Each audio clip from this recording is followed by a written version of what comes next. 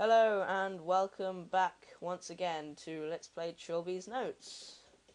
Let's look at this note under the door and let's not skip it all this next time, and I nearly wrote skip. Look, note. I recognise it as being from the same source as the one under the painting in the lobby, which I couldn't read. Victim 4, the slave.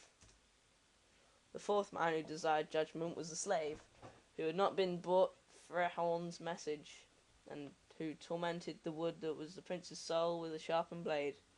The prince came to him, and he struck the slave down, and he knew the name of the king. And the prince said, "Not one of your household shall I leave alive, slave, for thrice now have I brought my warning, and instead of sight."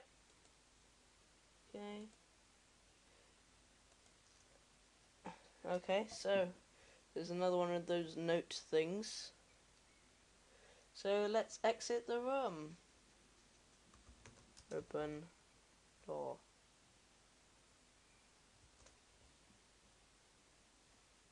Finally, oh, it's you, Terry. Oops, sorry. Oh, right, I am sending the screen. Oops. Thought you might have been the serving staff at last. Oh, sorry, I keep putting the wrong. Anyway, never mind. So let's walk out the door. And let's have a look around.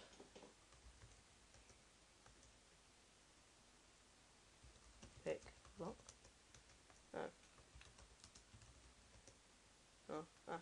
Mr. Welby, have you seen any of the hotel stuff anywhere? I'm afraid not.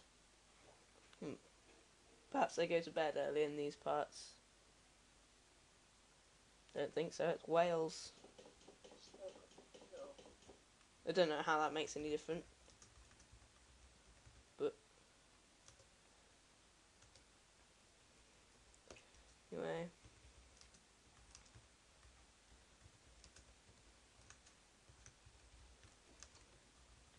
So let's talk to Chauvin about O'Malley shipping.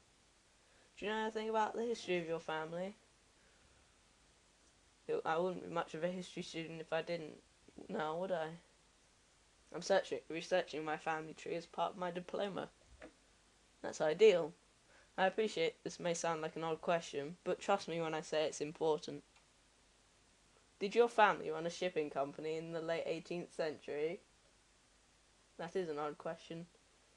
But I do remember reading something about O'Malley shipping.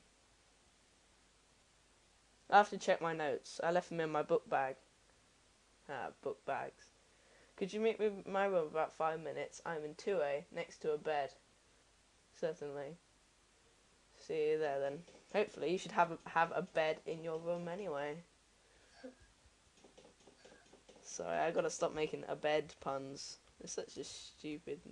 I probably shouldn't say that, just in case anybody gets offended. People do.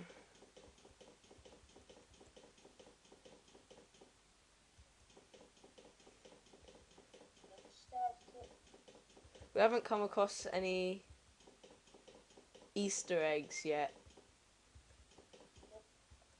And I'm actually quite surprised by that. I hope we do come across them, because some of them are really interesting. Although some of them are really scary. No, not one there. Knock. Door's open. Open door. Come in, please, Terry. You have the papers? Must you always get right down to business? Come and sit down. Let's talk. How are you feeling? We were a little worried about you. I have these moments of illness. What do you want to talk about? Defoe Manor. Oh. It kind of interests me. I was really into the media coverage of the incident at the time. This client of yours, the one who wants the figurine, what does he know about it? Well, he has an interest in the occult, and there's some nonsense story going around about it. Something about the idol being a vessel for an evil ghost. I wasn't really paying attention. Really? I don't remember hearing about that in any of the reports. No, you wouldn't have. It wasn't widely. Have you heard the story that Trilby was in the house? I could feel cold sweat drooling down my spine. Every fibre of my being was concentrating on not giving any outward signs of alarm as Siobhan spoke of my secret name with wide-eyed enthusiasm. No one believes it, but Simone Taylor insisted it was true up until now. Well, you know. She says he saved her from the house. I think that's a little far-fetched. That's exactly what Obed says.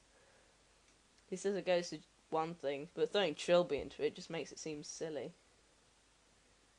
Truth be told, I don't think Obed believes in Trilby any more than he does ghosts. He's so grounded in reality.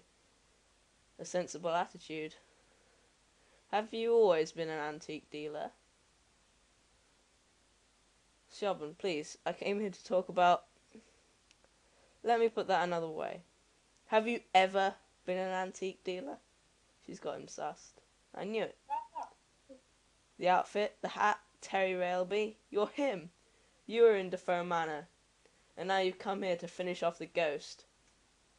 Siobhan, I always knew there was something else in this world, that there was something better, more glamorous, just below the surface.